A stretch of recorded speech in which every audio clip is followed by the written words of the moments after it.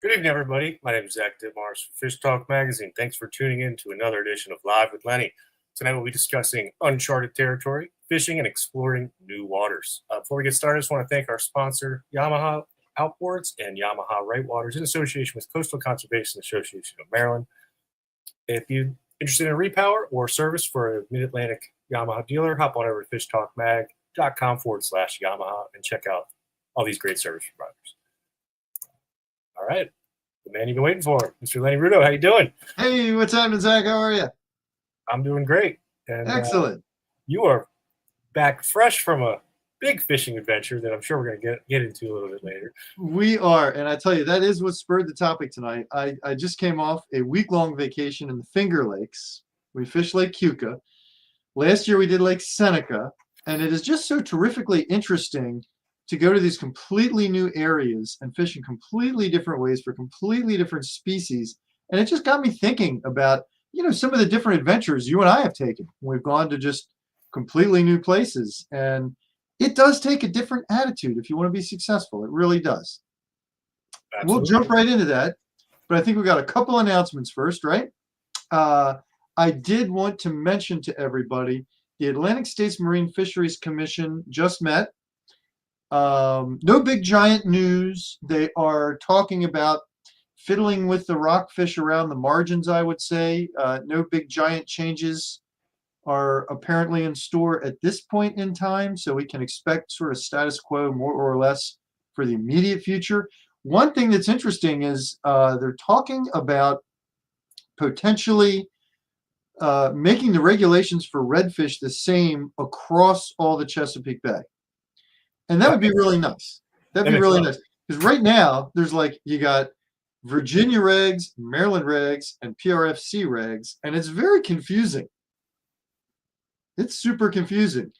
In fact, we were talking before we went live about how last year we were fishing on the St. Mary's River, which feeds into the Potomac, and we weren't even sure, are we under Maryland regs? Are we under PRFC regs? And it makes a big difference. Because Maryland is, what is it? It's 18 to 27-inch fish, right? And you get one a day. Whereas PRFC, it's, 18 to 26? Nope, 25. 25. And you get 5 a day, right? And then Virginia is different still. So it's completely confusing. It would be really nice if they would make that all the same. I would appreciate that. All right, now before we get into anything else, I think we got some lucky winners tonight, don't we? Yeah, we do. As per usual, we announced the winners of the Great Chesapeake Invasives Count for the month of July. If you're not familiar with this program, it's free to participate. All you do is you sign up at ccamd.org and create an iAngler account. And while you're out fishing for invasives, blue cats, flatheads, and Chesapeake Channa, northern snakehead, you just lay the fish on a roller, submit it, and that data goes to CCA, which is distributed to fisheries managers. So you are doing your part as a citizen scientist to help count how many of these invasives are swimming around our waterways. And figure out where they are. I put in 3. The day before yesterday, I was on the Patuxent. We caught 3 blue cats, and I took my pictures, sent them in. So my fingers are crossed. Maybe I'll win a prize again. I have won prizes from this program. And people, if you're not doing it, again, it's free to enter, and you win cool prizes. We're going to see some of them given away in moments. What do we got, Zach? All right, first up. Jay Werner, you got the angle. Nice. That is an excellent prize right there, Jay. The angle cooler. Those things are serious. You can fit 6 snakeheads in that thing. Maybe your snakeheads. I don't know about my snakeheads. It's surprisingly roomy in there. All right, next up. Matt O'Neill wins the cocktail tumbler kit from Toadfish. Nice. That makes some pretty cool stuff. And Megan Beachy, you got the Marucci. And don't forget, it's a gift card. You can choose whatever style you like. Doesn't have to be the one in the picture. And those are some nice sunglasses. Darren won my personal favorite, the CCA toolkit. You got the lip grip, you got the fillet knife, you got the pliers. I didn't win the lip grip. I got the pliers and the fillet knife, and both are sweet. It's actually a great knife. It is. It is. In fact, I used it to fillet those 3 blue cats on Tuesday. How crazy is that? All right. And Christopher Evans gets a Toadfish dry bottle. Wow, that's a new one. We have not seen that prize given away before. Yeah, I think we had one last time, and it's actually I think it's going to be branded red for CCA. And yeah, it's really cool. It's got a grippy on the bottom, stays right on your dash.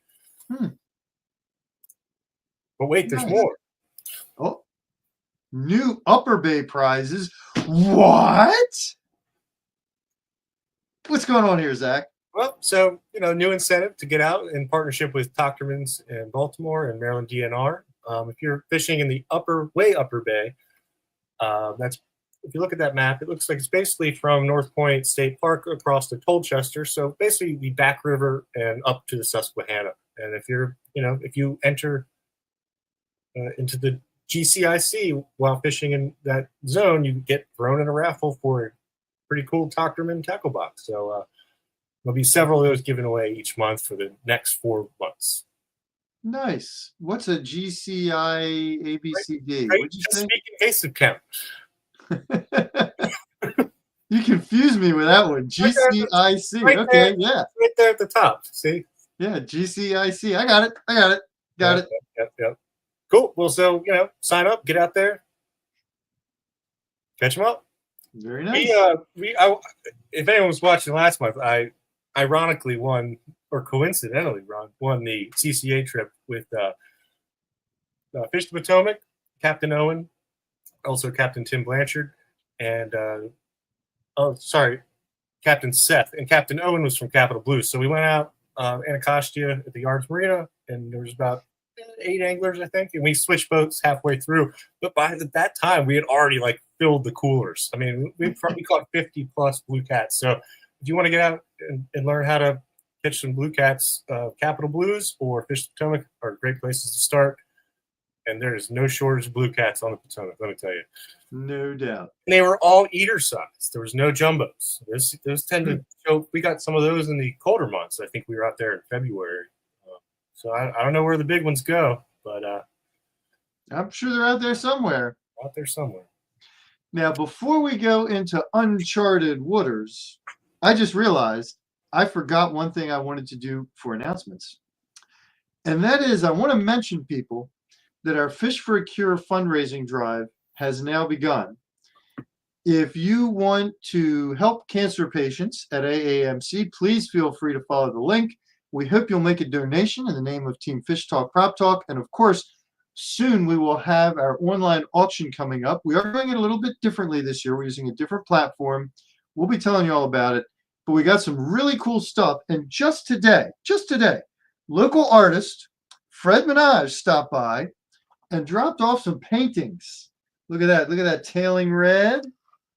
And here we have the Leaping Marlin. Let's see if I can get it in the camera right there. It is. There's the Leaping Marlin. So just a little sampling of some of the cool stuff that's going to be coming in this auction. We're going to have fishing tackle, gear, all kinds of stuff. Fishing trips with me, with you, I haven't twisted Packard's arm yet, but I'm sure he will agree to doing a trip or two. Oh, he's got 2 trips on there. Oh, does he? Okay, excellent.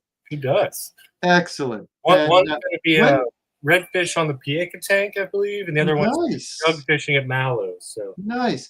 Now, Zach, do we know yet when we're going to go live with this? When this will be online and people can start bidding on items?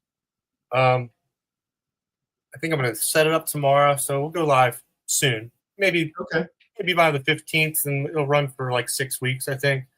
Excellent. That's really good because I know, normally we end up doing it later in the year, and once the boat shows hit, it's kind of hopeless to get anything done. So we're going to get an early start.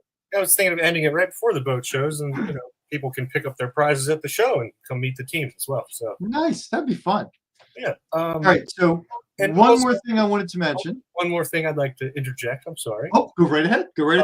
and this is all for charity, and we donate our time and into this as well. And if you'd like to support us in a different way, we're happy to accept products and services that you may be willing to offer. We're going to we list our list of sponsors, make it loud and clear who helped us out. So consider that if you don't feel as though a monetary donation is your cup of tea. So, and we got tons of great stuff in the pipe coming down. So it's going to be. And we want all the help we can get with this, because people Fish for a Cure. I mean, the revenue that is generated from this, the funds, are used to help cancer patients.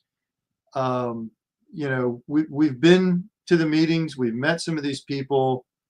There is not a better cause on the face of this planet. That it's not being, the funding is not used for administrative costs or anything like that. It's helping cancer patients, and these people are in the battle of their life. And last year, I believe the tournament for the first time raised over $1 million. And so it's kind of a big deal. We hope everyone's going to pitch in. We really do. One last thing. There's absolutely no reason you out there can't enter your own team and start your own fundraising as well. And it all culminates in a really fun bragging rights competition in November. Absolutely. And there are a lot of different ways to win. In fact, there's an invasives category, which Team Fish Talk Prop Talk has taken before.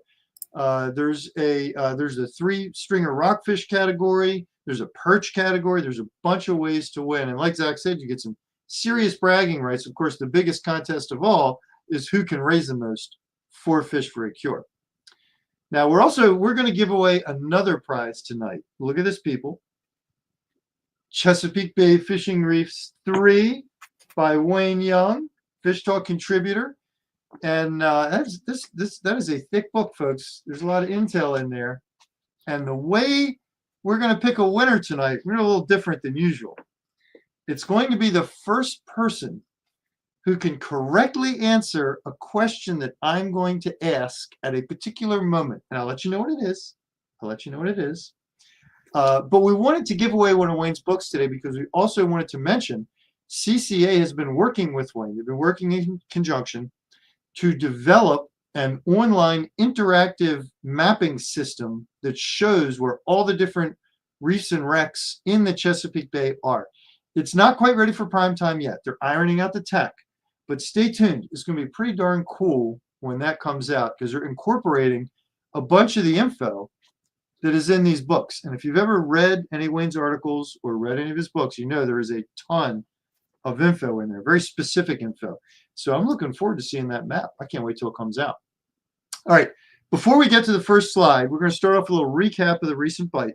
Before we get into that, I just want to mention, folks, don't forget, we do this live because we want to know what you want to know. If you have any questions at any point, feel free to plug them into the comments. Zach will bump them onto the screen. We will get them answered, okay? So we invite audience participation. All right. Should we move on to slide 1, or have I forgotten anything? Cheers. All right. Let's talk a little bit about what's going on right now before we start attacking new waterways. Slide 1, please.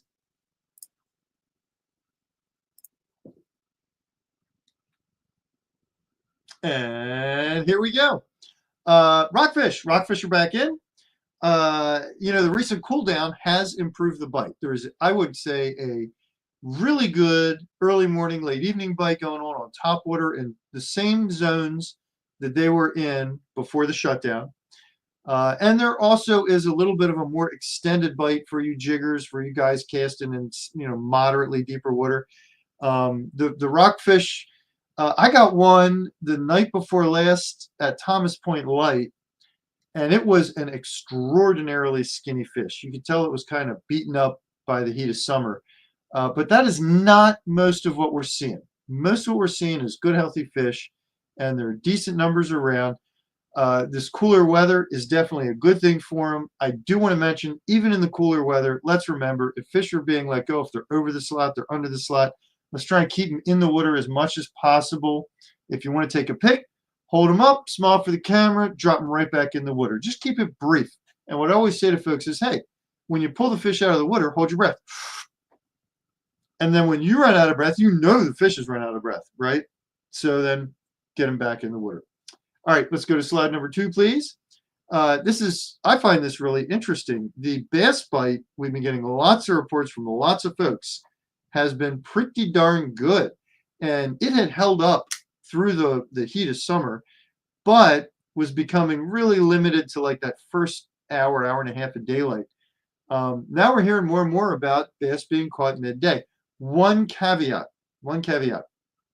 I have had 3 reports so far this week from people who went to ponds to try and fish for bass or crappie, and there were algal blooms in the ponds. One was one of those blue-green bad news ones. If you want to go for the bass, I think the timing is good right now, but you might want to consider larger waterways or moving waters, rivers, as opposed to going to like smaller contained ponds. You just have less of a chance of encountering one of those blooms that way. If you go to a pond and it's choked up with that algae, I hate to say it, people, but you really just kind of probably just want to turn around and leave.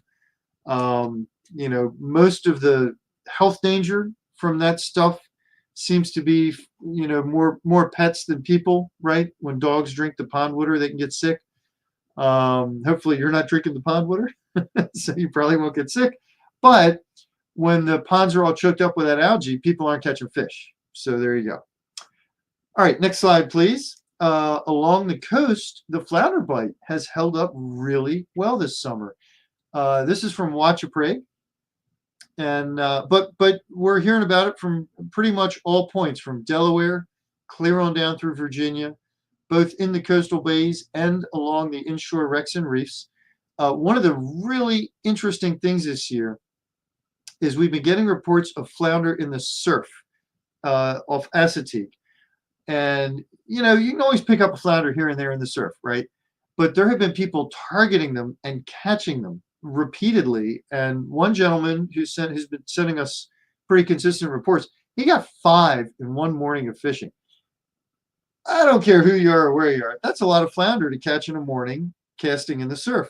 He's casting the double bucktail gulp breaks. So, flounder is a pretty darn good option right now. Excuse me. All right, let's jump in to fishing new waters. And Zach, go ahead and put up the next slide if you would. And as mentioned, we went up to the Finger Lakes. This is Lake Keuka. And I did fish Lake Keuka in the past, but it was a solid 30 years ago that I was there. And so I'm calling that, completely fresh, right? 30 years ago, what the heck's the difference? I really honestly didn't remember anything about how I managed to find the fish. Now, back then, that was a 3-day trip. The first day we bombed. The second day we caught like 1 or 2 fish. The third day we caught our limit. So it was a nice step up each way. This year I went there because I heard a lot of people saying that the yellow perch fishing was better than it was at Lake Seneca. And last year at Seneca, we had kind of already conquered the lake trout. We're doing fine on that. But man, the yellow perch there are huge. I mean, they're mutants, people. They're mutants. They're massive. So I thought, all right, well, we're going to try Keuka this year. We're going to try and get some yellow perch. So this is my lovely daughter, Molly, with a beautiful Keuka Lake yellow perch. She didn't fish a whole bunch. She jumped on the boat, I think, twice through the course of the week. This was just a quick little evening shot across the lake, and she got this yellow perch. It was the one that she caught. Now, here is your chance, people, to win Wayne Young's Chesapeake Fishing Reefs 3. Here's your chance. Here's the question. Targeting yellow perch. Keep in mind, I was at this lake for a full week, right? I want you to guess how many yellow perch I caught. And the first correct answer is going to win that book. All right. So, Zach, if you'll monitor for the answers, then let's just go ahead and go to the next slide, and we'll talk about that until someone gets it right. Zach knows the answer. So, people, Put in your guesses. Someone's going to get it. I know someone's going to get it. It's a little surprising. Someone's going to get it. All right, why don't you go ahead and zip me over to the next slide. And whoop, 32. Good guess, Chris. I wish. Joey's saying 12. 56. 7. Holy cow, we got a lot of guesses. 71. Man, that would be a banner week, wouldn't it? 13. Zach, is there a right answer here? 28. Oh, come on. 2. 2. Chris says 2. David Sikorsky. Did I tell you? It's not fair if I told you, Dave. Oh my God, we got a lot of guesses. Fred says 6. I haven't seen the number yet. Are you seeing it? Oh my God, someone's got to get it. I like their guess. Do we really not have a correct answer yet? John Werner. Boom! I caught 1. John Werner's the winner. John, I need you to reach out to Fish Talk on Facebook or shoot me an email or whatever. Give me your mailing address. We're going to get you a copy of this book in the mail. That is correct. 1. I caught 1. I spent 3 full days of fishing trying to catch these things. 3 full days. And Molly jumped on the boat with me for an hour and a half, and boom, she gets 1. I got 1. And I learned a lot in not catching yellow perch. Okay. Now, it wasn't like I wouldn't catch any fish. We got tons of rock bass. We got big, giant bluegill. We got huge bluegill in these lakes. Got some smallmouth. Got some other stuff. Yellow perch wasn't happening.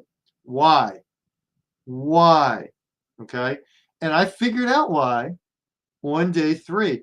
And this is when I stopped focusing on yellow perch. I really did. I was still hoping to get one. I was doing stuff I might get one, but I stopped spending all day trying to catch yellow perch. Go ahead to the next slide, Zach, please. This is why. I brought one of these suckers, a fish can.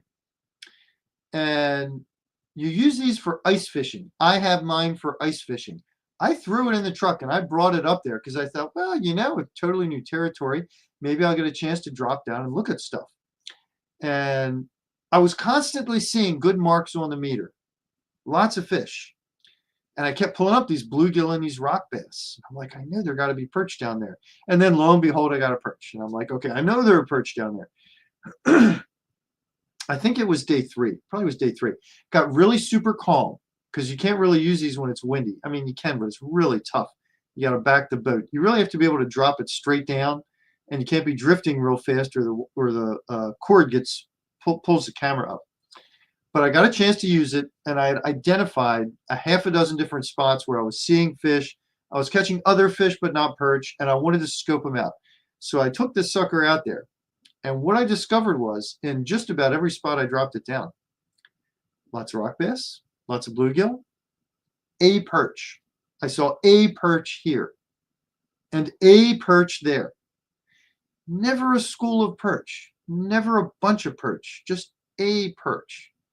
And at some point it dawned on me that it's been a spectacularly hot summer down here. Guess what? It's been a spectacularly hot summer out there. The water temperature in the Finger Lake was 80 degrees. That's unusual. They don't like it that hot. Those perch were not schooling up. They were scattering out. Now, I just saw that comment on the rock bass outcompeting them. There are definitely what does that say? In QC. I don't know what QC is. What's QC? But there were certainly a lot more rock bass than yellow perch. But the rock bass don't really school. They just sort of swim around all over the place, right? Yellow perch, you want to find a school. You want to bang on them. Wasn't going to happen. There just weren't numbers. So my first tip for fishing completely unfamiliar water, go get one of these things. It's stupid cheap. I believe mine cost me $180. I mean, they're really inexpensive now. It's color. It works all day long. The little battery inside goes forever. These things are really stupid cheap. And I got it on Amazon. I don't remember the name brand. Not a name anybody would recognize, but if you're going to go somewhere unfamiliar, heck, this thing will really help. Again, strong current, strong wind, they're not so useful. You can use them, but it's really tough. You got to like constantly back the boat to keep that cord straight down. If you have someone else watching while you're driving the boat, you can do it a lot easier, but it's tough. All right, let's go ahead to the next slide. We're going to talk about the next item that may come in handy when you go somewhere unfamiliar. Look at that. What the heck is that? That's a water bottle with what? What is in there? Give me the blow up, Zach. Let's show it big. That's the next slide. Let's show it big. Crayfish. So my boy Max was actually fly fishing, and he was seeing, oh, Quebec. Interesting. Okay, cool. Thank you, David. So he was fly fishing, and he said he was wading along, and he just saw crayfish shooting out everywhere. And so my daughter's boyfriend, Ryan, was with him, and he started catching crayfish. And we had been texting back and forth, and I was like, hey, save me some of them crayfish. And all he had with him was his water bottle. So thank you, Ryan. He started dropping crayfish in his water bottle. He came back with 8 crayfish. And let's see what happened next. Go ahead to the next slide, Zach. Boom. And this all boils down to matching the hatch, right? The crayfish either produced a quick bite that was missed or a fish. A couple smallmouth, rock bass, again, giant bluegill. The bluegill, they are abnormally massive. In fact, I caught my PB best bluegill on this trip.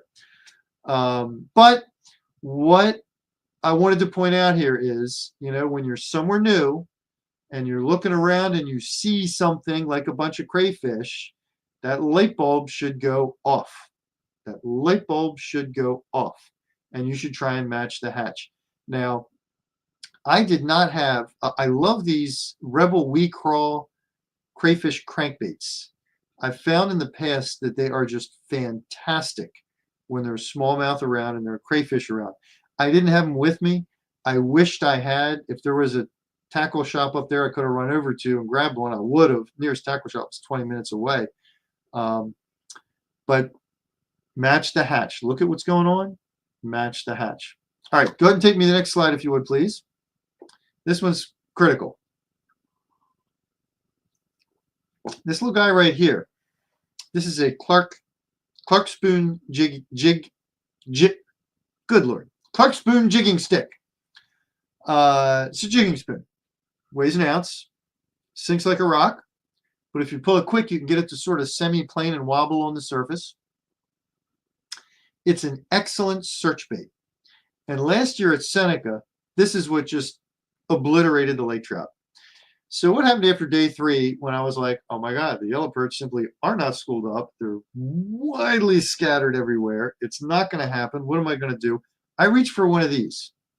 And I knew from the year before at Seneca, it would produce some fish. But the critical thing here is it's a great search bait. And when you're in new waters and you really don't know where to go or, what exactly is going to happen, a search bait is key. You want to pick up something that you can throw and move and throw and move and work deep and work shallow, work all through the water column, work in different ways. Heck, if you want, you can throw the boat into gear and troll it and jig it while you're trolling to work over a larger area. There are just a bazillion different ways to work a jigging spoon like this, and it allows you to search a ton of water. So what happened next? Next slide, please, Zach. As soon as I switched over this darn thing and I started casting and retrieving it, and then I was vertical jigging it, boom, got into the lake trout. Now, like I mentioned, we got the lake trout in Seneca. They weren't really my target, but after Wednesday, I was like, you know what? Spinning my wheels on the yellow perch. I want to catch some fish. I'm going to start throwing this thing. Immediately just started banging on lake trout. And after that, I don't know how many we caught. By the end of the trip, we were throwing them back because we already had pounds of them that we were going to take home. And it was just like enough. But search bait, that was the trick. And using that spoon, I was able to go into an area where I saw good marks. and I was able to cast it out and work it along an edge. And then when I drifted right on top of the fish, I was able to just go straight down and vertically jig it. Both were effective. Really, really, really important thing to have a search bait where you can just move and move and move and work different parts of the water without having to cut off and retie. You can just constantly, change up what you're doing. All right, next slide, please. We're going to move to a completely different fishery. This has nothing to do with last week, obviously, but it goes back to a trip I took with a buddy of mine, Vadim. This is Vadim with a nice bluefish. This was not this past April, but the April before, and this is Oregon Inlet. Now, I've fished Oregon Inlet many times through the years, dozens of times, but I hadn't been there in a few years, and I hadn't fished the bay in more, 6, 7 years. And we got down there and we launched the skiff, and we spun our wheels for many hours until we spotted this rip. You can see it behind him. See that rip going through the water? And it was the current just pushing right off of that point. And we immediately started hooking up with bluefish after bluefish, just like this guy, 4 or 5 pound blues. The area was just loaded with them. Now, we didn't go down there looking for blues. We went down there looking for reds, specks, and we caught some specks in some other areas, but not right here. And the day that we caught these blues, they were the only fish we caught. We also tried the flats for redfish, and we tried the inlet for sheepshead. We were too early, I think, for both. We only ever saw, I think, 3 reds in one group. That was all we ever came across, and we had 0 action fishing for sheepshead on the pilings. But while we were here at this rip, we had awesome action. So here was my takeaway from this. We caught 3, 4 bluefish. We left. We were like, all right, let's go get the reds. Well, when we came back towards this point, guess what? There was another boat there. We never should have left. When you're in unfamiliar waters and you find success, run with it. Run with it. Don't leave in half an hour because you're like, oh, I'm going to go do something else. Like, I look back on that and I was like, oh my God, why did we leave? When you're finding success, stick with it.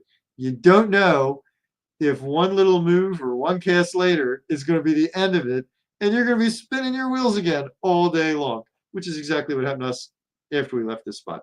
And we couldn't go back. So, happens. All right, next slide, please. And here we see my brother Bill with a beautiful sheepshead caught in the Ocean City Inlet. Now, we kind of cheated. We had some extra help. Now, again, the inlet, Ocean City, my God, I don't know how many times I've fished there. The first time I tried it, I was probably 15. Actually, I was probably younger than that. But it's not a place that I normally fish a whole big bunch, and I certainly wouldn't call myself a Sharpie on fishing from the inlet on these rocks. And we had heard there were sheepshead around. They'd been in the reports. So I was talking to Dave Moore from Shark Whisperers, who gives us a lot of reports, sends us a lot of photos. This guy really knows what he's doing. And he was like, oh, actually, I was thinking about heading down there, tomorrow afternoon. So I was like, all right, cool, we'll meet you down there. So I go down there in the morning. And mostly what I did was an excellent job of losing rigs in the rocks. I must have lost 5 different rigs. Never caught a sheepshead. Went and got lunch. Came back with my brother. We met Dave. First thing he does is like, why are you casting like that? I'm like, what? Well, I was casting out beyond the rocks, hopefully, so I hopefully wouldn't get snagged, right? He's like, no. Flip it in 10 feet off of the rocks. Let it sink to the bottom. And what happens is when you cast farther out, there's a lot more current that grabs your line and pushes it into the rocks. Then you're snagged. You just flip it out a little bit. It's not in the major league current. It sits there. And you still get snagged a little bit, but not nearly as much. I'm like, oh, interesting. Okay. 20 minutes later, Bill catches a sheepshead. I hooked one equally as large and literally got it up to the rail when it fell off. So I lost mine. Dave had a couple of hookups, but, bottom line, when you can, tap the local knowledge. Tap into the local knowledge. That's a pretty obvious tip, right? Everybody knows that. But here's the thing. Most of us, we don't really have a way to follow up on it other than, say, going to a local tackle shop and chatting it up with the guy behind the counter. And that's a good idea. Absolutely. Of course you want to do that. But if you can dig a little deeper, find someone, even if they're not an expert, just somebody who has a little more local knowledge, it will benefit you. You will probably catch more fish. All right, Zach, let's go ahead to the next slide, please. And you guys might recognize this character. That is Zach himself. That's the man. And that's a nice weak fish that he caught a kip to peak. I think that was the year before last. Correct, Zach? Pretty sure that was. Can you make that picture big, please? Because I want people to be able to see. Thank you.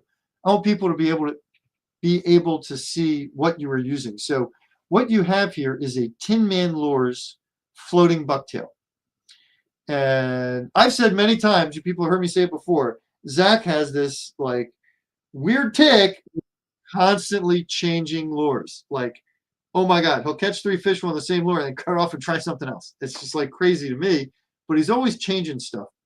Well, we were fishing Kip to Peak and he was doing his change thing and he grabbed one of these Tin Man floaties and he put it on and boom, caught this weak fish. Wasn't the only one he caught. And what it taught me was that when you're fishing in waters that aren't in your backyard, sometimes you got to grab something that works good at home for something else and give it a shot.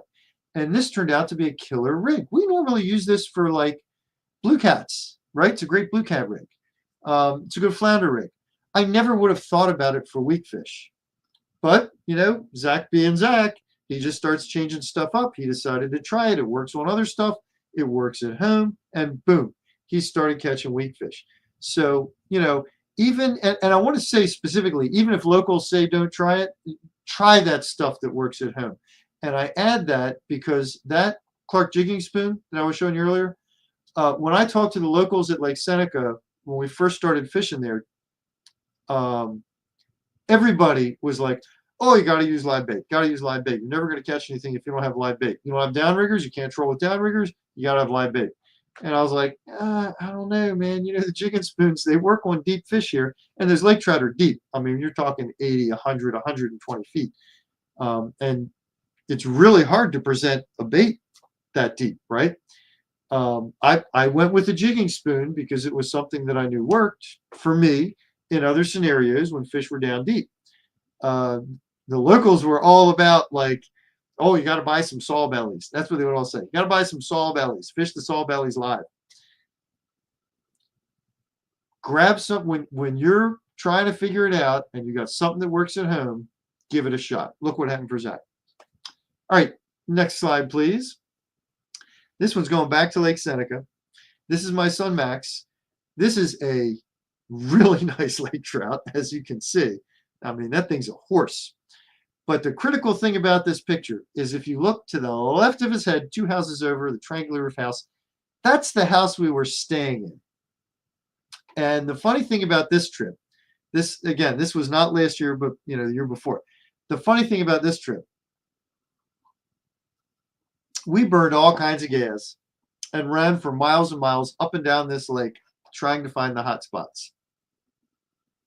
Eventually, we discovered that a couple 100 yards from our house that we were staying in was a great spot. And like it took forever. So there's a natural inclination when you go somewhere new to run all over the place and just do a whole bunch of exploring. And of course, yeah, you should do that, but don't overlook the waters close to home. And I can say the same thing about that last slide in Zach with that weak fish right at Kip to Peak. We've gone out of Kip to Peak multiple times and cruised all over God's creation looking for this and that and the other thing, and then come back to Kip to Peak and caught more fish next to those cement ships than we caught anywhere else. Here at Seneca, we went all over the darn place, only to discover that really the best spot we ever did find was right in front of the house. Just this little underwater mound. The fish would just hug it. They'd hang on to it. And early in the day and late in the day, they would be active right around it. And it's kind of funny, but do your exploring, but don't overlook the places close to right where you're going out of, be it a launch ramp, a house on a lake, whatever. Check out that close to home waters. All right, I got one more slide for you, people. Let's go ahead to it, Zach. Mostly, I wanted to put this one up just to prove that I'm not a total boob who gets skunked when he goes away. Or if not skunked, at least, has trouble catching fish. This is a honking brown trout. This was like my best catch on the brown trout front. And you can see that there's that spoon hanging right out of its mouth. Now, there's one other thing. I do have an actual reason for bringing this one up. One other thing. The brown trout and the lake trout are like totally different, right? The lake trout are down super deep, usually down hugging bottom or on a thermocline. The brown trout don't do that. They kind of zoom around all over the darn place. It's really hard to target them without trolling because they're scattered like those yellow perch. They're scattered all over the place. They're just kind of milling around. They're often shadowing bait. And I got this guy one day. I targeted them in specific 2 other times, and I got 2 more, one real little, plus a rainbow, and Max on one of those trips got a really nice one and a small one. And that doesn't sound like big numbers. It's not big numbers. But for brown trout, not trolling, throwing your light tackle, that's actually really, really good. At least, in my book it is. But the reason that we managed to hone in on those fish, bait. Found bait on the meter, and then at one point looked over the side, and you got visibility of like 10, 15 feet in these lakes. At one point looked over the side and saw the bait. And the trick to catching these brown trout was to stick with that bait and work that spoon, which again, as I said, you can work in a lot of different ways. Work that spoon through the top 15, 20 feet of the water column at a pretty rapid pace all around that bait. And that was effective to get those brown trout biting. It was not easy to find them. It was not easy to catch them. They fight great, by the way. But that was the trick, was finding the bait and then working right at the depth of the bait. And of course, that again is something that will translate to virtually any fishery, virtually anywhere you go. But again, it goes back to that search bait, being able to work that spoon or any other lure you can do the same kind of thing with. You can basically do the same thing with a bucktail. It's harder if you want to go real deep, but just having that flexibility to be able to try all this different stuff till you figure out what's going on. Whew, that is our last slide of the night. Zach, do we have any questions here that we need to throw up and get answered? I'm shocked we haven't had any questions pop up yet, especially considering how many guesses there were on the yellow perch catch. That was pretty. It was. I tell you what, people. After 3 days and 2 perch in the cooler, I was very disappointed. What, Zach? What is going on? He gets bored. He probably wants some fresh fish. I gave him some fresh fish. Did you?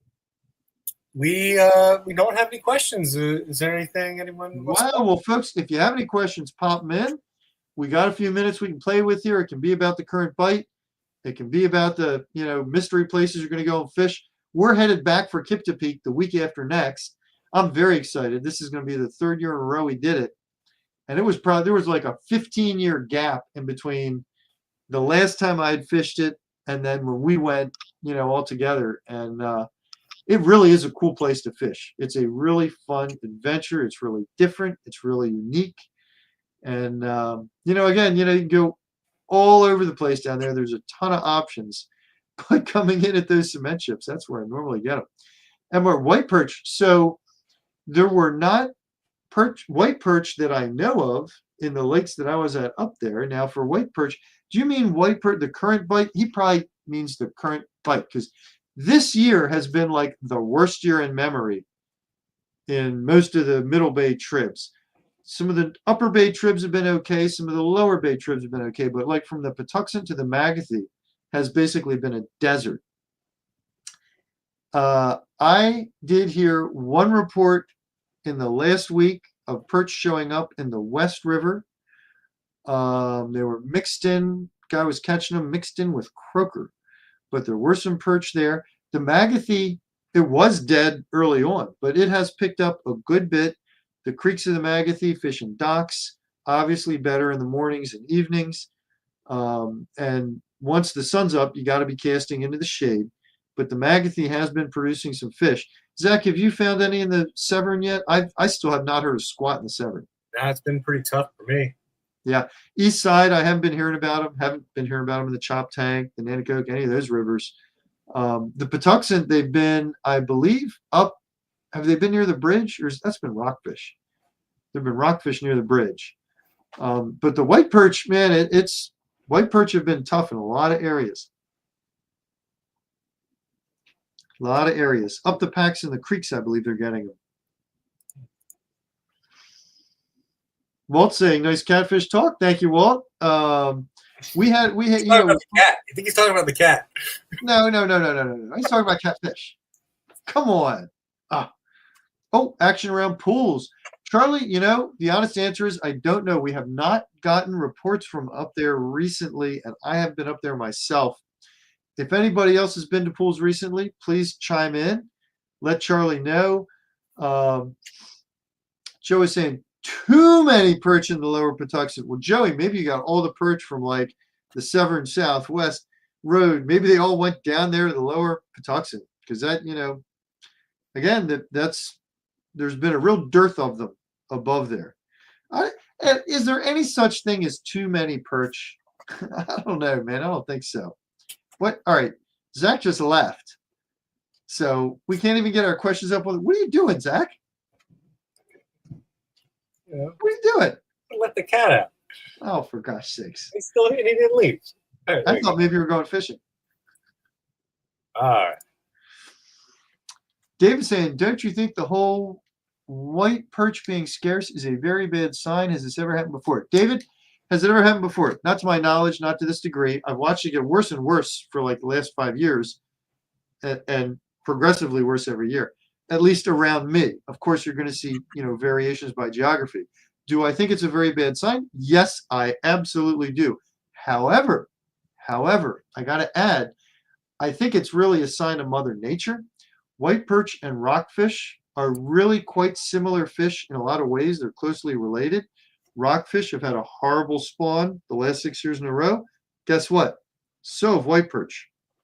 So a lot of that is a function of water conditions in the spring, level of the flow, temperature, level of the copepods that are in the water.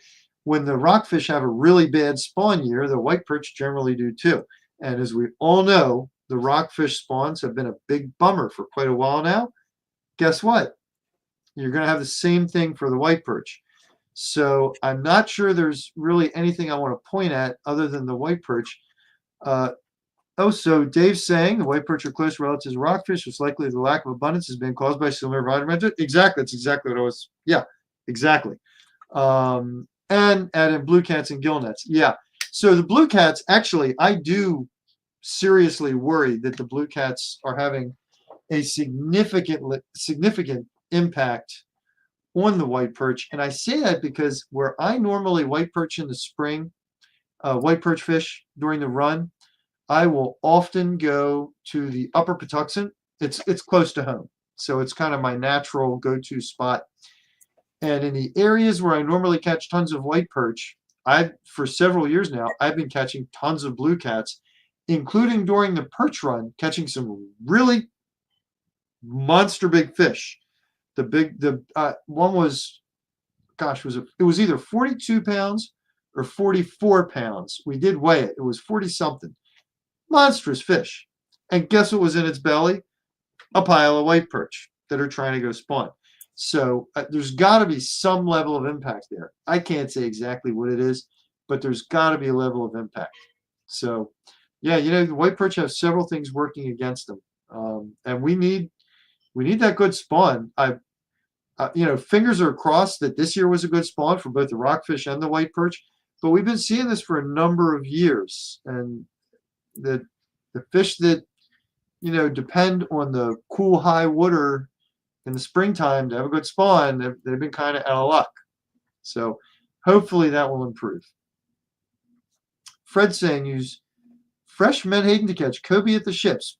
Menhaden is always a good bet on the cobia. Sometimes they want the eels. I like using the menhaden chum, and I put down both.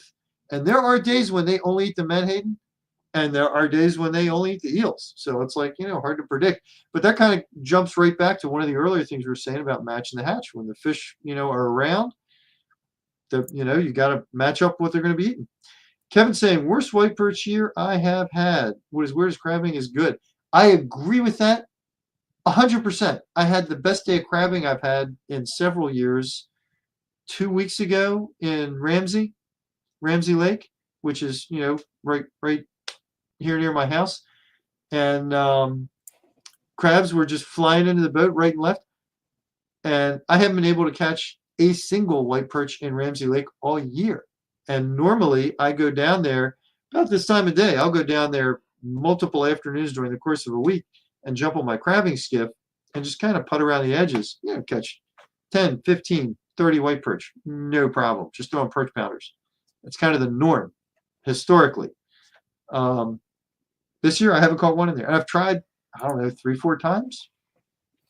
So I don't know. It is bizarre, especially after the crab report, which was not good. The winter crab dredge survey was low.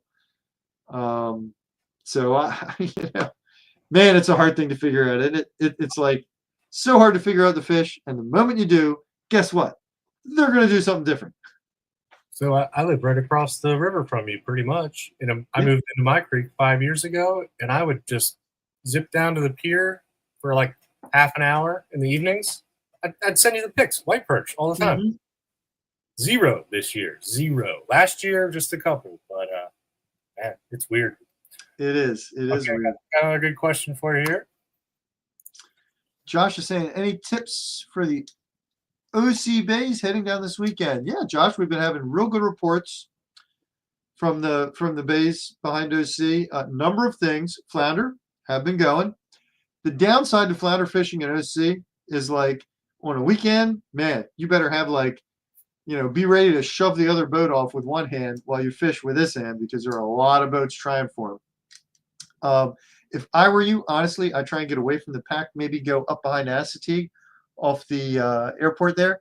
That's normally, those channel edges are normally really good, and they're not nearly as crowded. You'll see some boats there. It's a known area, but it is good, and it's just not as packed. Now, fishing around the bridge, there have been some bluefish around. There have been a lot of rockfish around.